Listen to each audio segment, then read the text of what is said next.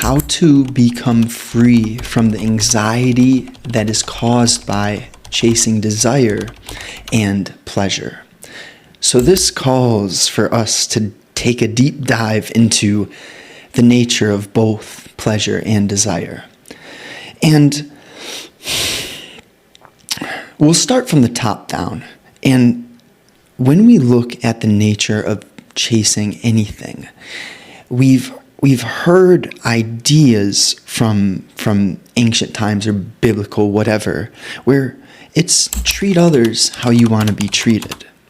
So there's something there in terms of reciprocity, and you attract what you put out. So now I'm going to say something which is interesting, and that is when you chase, you actually lower the likelihood of receiving. So I'm basically contradicting myself, right? But where the clarity comes is in the details, the nuance. And that means that the energy behind chasing is an energy of scarcity, an energy of not having. So although it seems like you're working for what you want, you should attract it. If you're working in a way where the energy, the inspiration, the fuel behind your work is coming from a lack, a place of scarcity, a place of not having, then you're attracting more of that scarcity. Even though you might be working at something, we're talking about where you're actually coming from internally. The simplest way to put it is, where's the fuel coming from? Are you fueling your business endeavors because you hate others and you want to be better than them, right? That's not the same energy as, it's not the same fuel as going all in on your business endeavors, understanding that business is a lever for creating abundance, right? It feels a lot different, because then you pull that business lever, you're rooted in abundance, and then you're actually rooted in this energy of, I'm going to build myself so that I can give back. I'm not chasing wealth. I'm not chasing the growth of business from scarcity, from not having, from, I need to get rich. I'm building a business with intention through the root of abundance, understanding that when I grow this business, it's going to challenge me. Therefore, I'm going to evolve. I can bring others up with me, and the business can create physical, materialistic wealth that can be spread around. So I know I didn't touch too much on pleasure and desire right there, but I wanted to go top down and give you the context of what it means to come from a certain energy, because that place of our fuel, it matters a lot when we look into pleasure and desire, because it's not exactly the thing itself which matters, the pleasure, the desire, the form in which it is, but our relationship to the thing.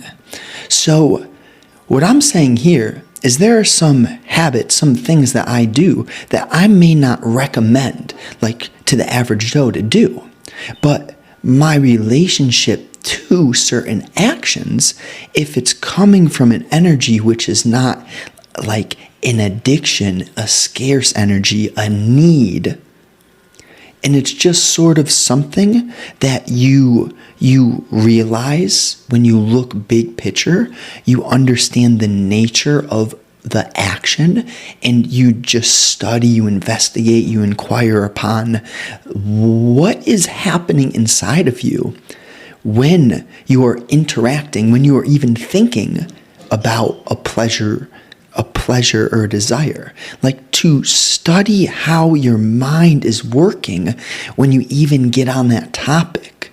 Now, that's what this is about, because I am not saying that you can't, you will, everyone will have pleasures and desires in life, but where they become diabolical is when you subtly become attached and addicted to certain pleasures and desires without understanding the nature of what it is, what's occurring within yourself in relation to the pleasure or desire itself. So it's not that you have to be perfect, but just to go deeper into what is actually occurring within you in relationship to the thing. Yeah, I feel you touched on many, many good points here. Let me pick out the paradox of, oh, wait, when I chase it, I don't get it. This is so weird. I need to attract it, also especially in business. And for instance, when we take, I feel this is easier to understand when we go in nature. For instance, let's say you have a garden and you'd like to attract butterflies, birds, more wildlife. And let's go to this analogy. You can do two things. You can either go chase them and try to make them stay in your garden, which sounds like a lot of hard work, and I'm pretty sure the butterflies and the birds don't like it, and they won't stay and immediately go away the moment you set them free. Or the lazy and beautiful way, which is intended by nature, I would say, is build a garden that simply attracts them. So you have lots of corners that they love, lots of wild growth going on, food for them, and then you don't need to do anything else and just maintain the wilderness of your garden, and then wildlife will come. And even this in itself is like the lazy way, because a wild garden doesn't need that much maintenance. So you see this chasing thing, I have the feeling, is coming out of the ego, that's attaching too much outer importance or too much importance on outside things, like, oh, I need to do something, I need to put a lot of energy in to reach my goal, I need to force myself. And this in itself creates a lot of tension for everyone involved. Whereas the other way of going with the flow and creating an environment that they love and then get attracted to is the flowing way and the much more harmonious way. And when we take this now to the business side, it's exactly the same. You can go out there, chase people, try to make them buy your product or service. This sounds like a lot of hard work. Or you can build something where when they see it, they'll be like, oh, that's what I've been waiting for my entire life. I'm so glad you built this. Or I'm so glad you offer this. Like the butterflies, they're like, oh, finally, someone has a wild garden. And then they come. And then, of course, they tell their peers and their friends. I don't know how well the communication between butterflies works, but you know what I mean. When you have one, then more will come.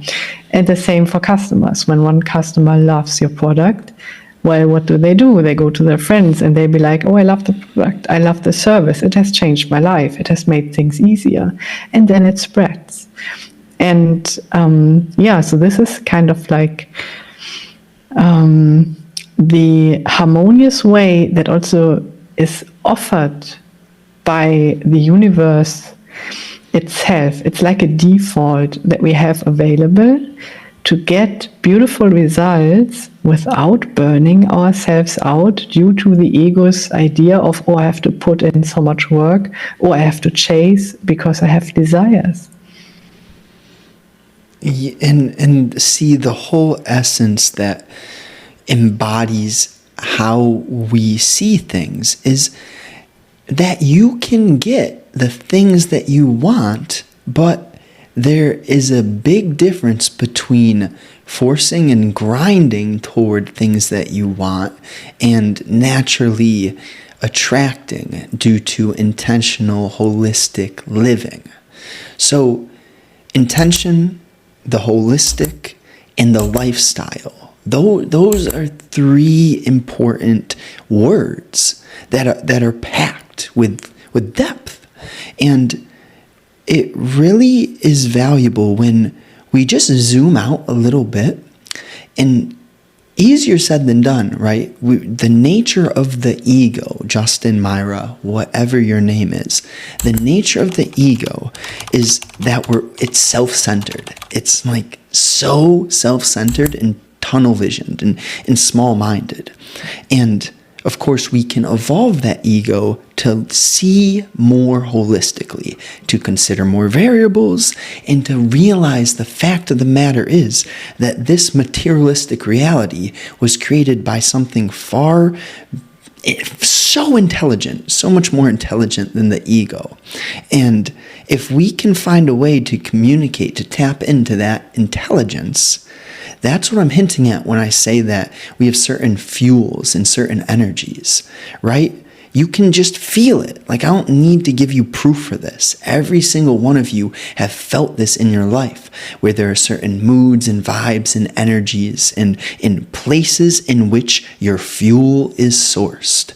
And when you're building something, when you're going after your wants, you got to go after them in a way where you're not chasing them, where you are living in alignment with what feels right, and therefore you are just doing the thing, you're playing the game, and you're attracting.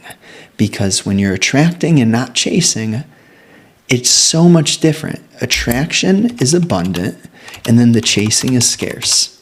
And I mean, no matter how hard people grind, no matter how many hours they work, if it's coming from scarcity, it's going to be a lot harder. It's going to be a lot harder. And see, when Myra used the word lazy, I used to label myself lazy, but then I switched it to focused on efficiency because it just sounds better, right? There's an energy behind each word. And I used to call myself, I'm a lazy cook, but now I'm just like, I'm a cook focused on efficiency. I care about my nutrition. I care about getting the Lambo, whatever. Not a Lambo specifically, but my point is, like, you can do all the things, you can fulfill your desires, but you got to make sure that you're not living in a way where you're addicted to chasing pleasure. And maybe another topic, something for us to go into down the road, is a relationship to delaying gratification and chasing instant gratification. That's a bit more physiological, but I digress. If there was something that you found extremely valuable, I'd love to hear what was the most valuable thing. Let me know. If you're on the podcast, share it with a friend and drop a rating, whatever platform you're on. It takes 5 seconds. I appreciate that, more than appreciate it. And lastly, so 2 things. If you're interested in hearing more about what Myra does, what her services or products and her offers are, shoot her a DM on Twitter. Link will be below in description.